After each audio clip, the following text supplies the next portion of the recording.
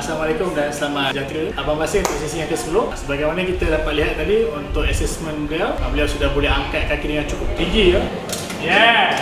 Lepas tu dah boleh hold selama 10 second. 1, 2, 3, 4, 5, 6, 7, 8, 9, 10. Itu satu perubahan yang cukup baiklah. Daripada sebelum ni kaki dia susah angkat. 1, 2, 3, 4, 5. Berat. Dan sekarang kaki dia dah boleh angkat tinggi, boleh hold kan. So good improvement daripada abang lah. Abang daripada bertongkat sebelum ni, hari ni kita cuba membuat tongkat. Abang letak ni.